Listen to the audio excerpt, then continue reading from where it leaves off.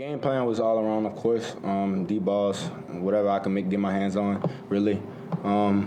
But they was playing over the top of us today, trying to go deep. Humphries did a great job of not letting me go over top of him.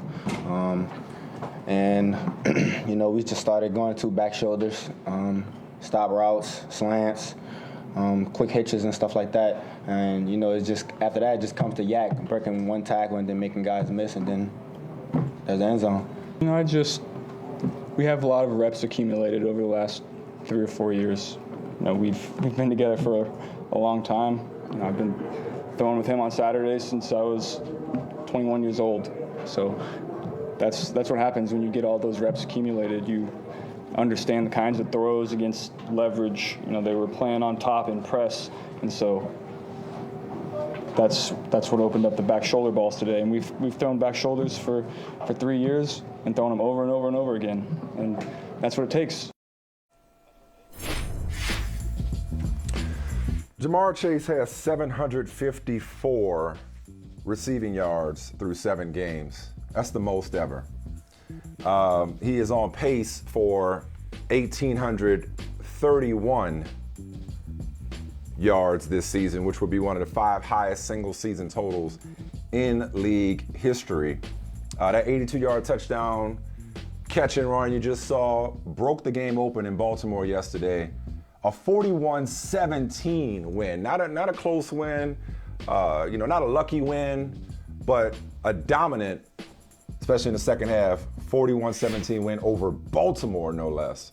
Now, Michael, a lot of people that are loyal viewers and listeners of this here show, they want me to go at you hard because they remember how hard you went at the Bengals for drafting Ja'Marr Chase 5th overall back at the draft. But I'll be honest with you, man. I could do that. That would be the easy route. That would be low-hanging fruit. But I don't feel like today's the day for and I told you so. You know why? Because I can't even say in good conscience, that I saw this coming. I can't say that I saw this dude being the second coming of Randy Moss.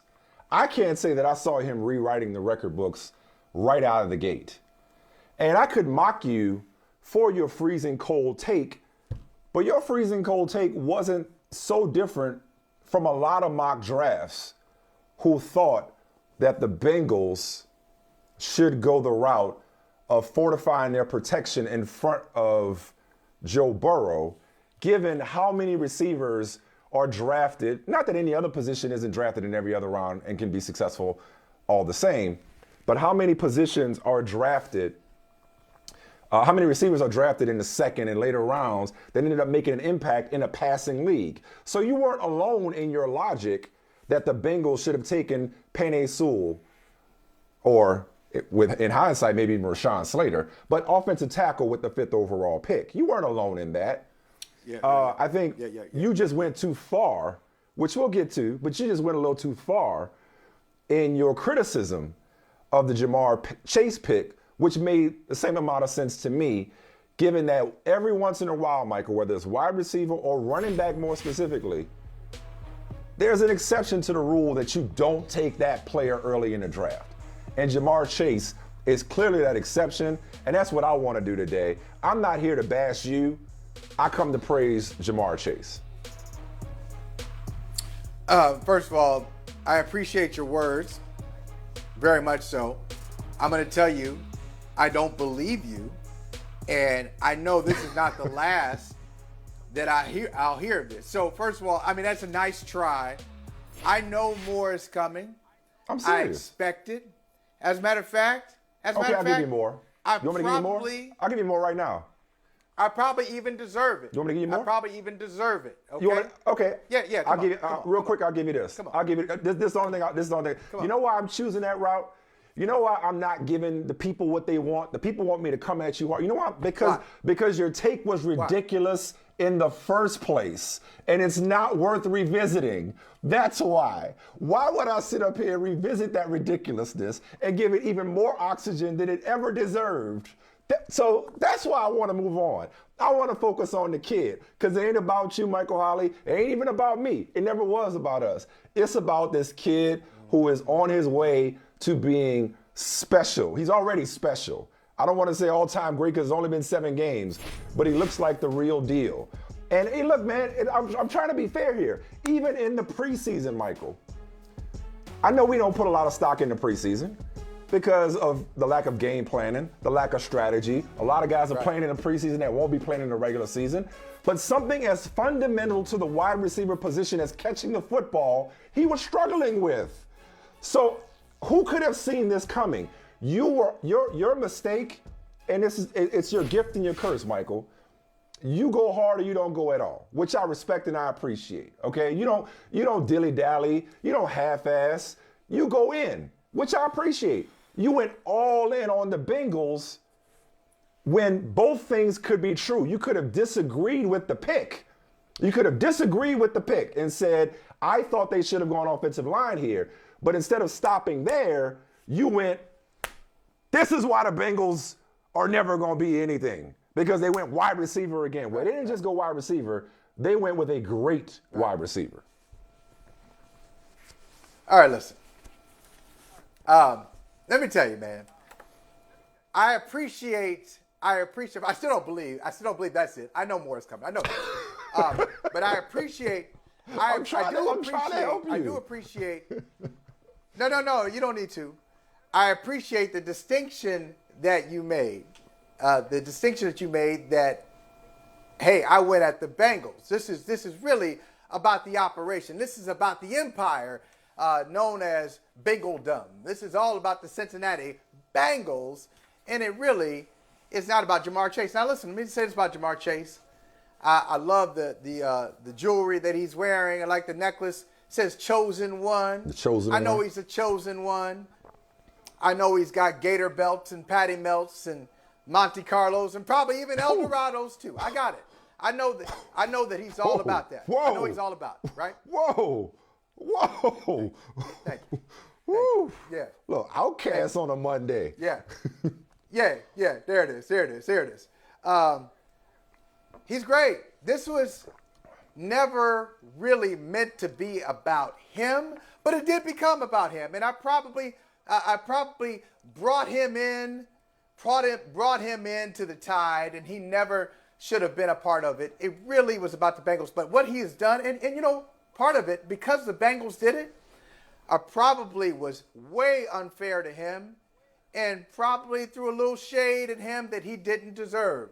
This is incredible. I didn't think that he would be able to come out like that. I didn't think anybody would be able to come out like this. And whether it's he's Nobody the best has. receiver in the draft, whether it could be that he's the best receiver in the draft by far and he's proving that, or he's a good receiver in the best situation. Whatever it is, he is balling out. He has turned a really questionable preseason into, as you pointed out, a historic regular season.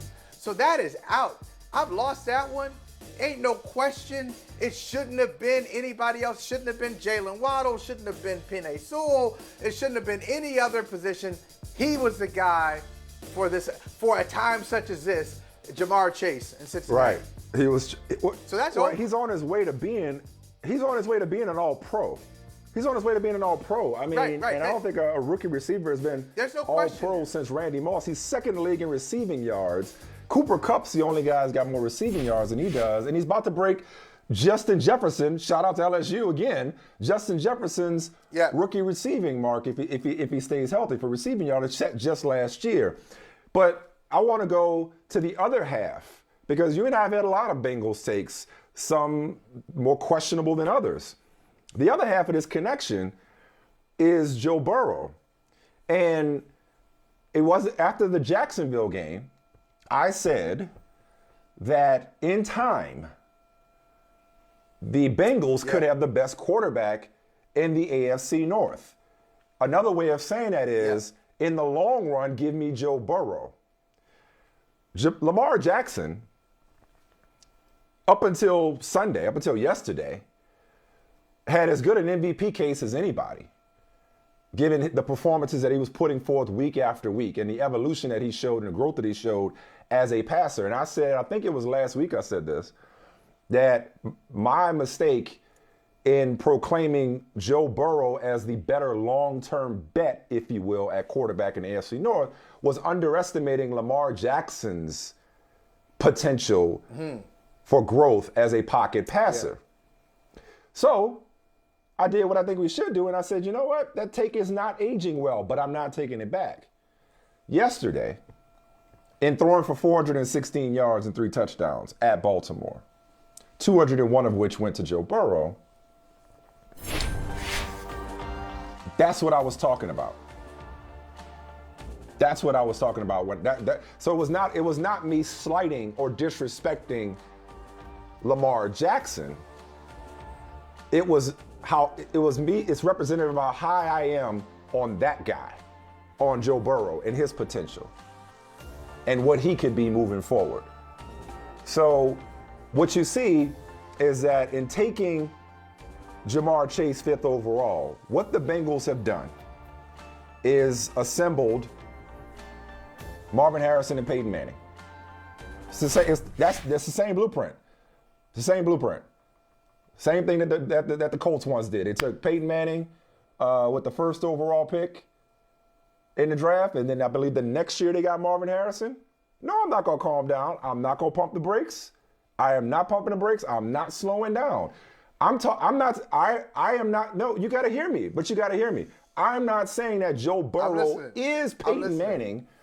I'm not saying that Ja'Marr Chase is Marvin Harrison. They have a long way and a lot of touchdowns to go be those guys. A lot of wins. Literally, don't take me literally. And wins. A lot of wins. Thank you.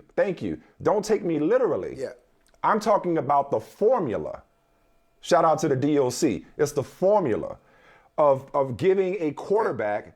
The Texans tried it with David Carr and Andre Johnson. You've seen it before. So I'm going back to the draft here, and you saying, hey, the best thing they could do for their young quarterback is give him better protection. Another great thing you could do for a young quarterback is to give him a target that he can grow with. And as we know, they already had a learning curve accounted for having spent so much time together at LSU. So not saying they are Peyton and Marvin, simply saying that that's what the Bengals were going for all along, was this tandem of QB wide receiver 1 that could grow together and flourish together for the next 10, 12 years. All right, look. Here's the thing. And this remains to be seen. As I was saying, look, the Ja'Marr Chase thing is over, right? That's over. End of that conversation. Dude can play, he's not a bust, he doesn't have the dropsies, all that stuff that was on the table a couple of months ago about Ja'Marr Chase. It really was not looking so hot. And it was a topic. No longer a topic, different conversation. But as far as the Bengals' big picture, that remains to be seen. I like what I hear of Joe Burrow. I like what I see from Joe Burrow. I like it. I like the whole package. I like that he continually shouts out his home state, Ohio, and his hometown, Athens. I love it. But let me point out, the Bengals have been here before. They've been 5-2 before. They've led the AFC North before. They've had a quarterback to wide receiver combo, whether it was Andy Dalton to A.J. Green, whether it was Carson Palmer to Chad Ochocinco, and TJ. They've done all that before. What the next step for the Bengals, they can't answer that until it gets really cold outside, until it's not just jacket weather, until it's coat weather, until it's hat and gloves weather, because that's the next step, and that's winning.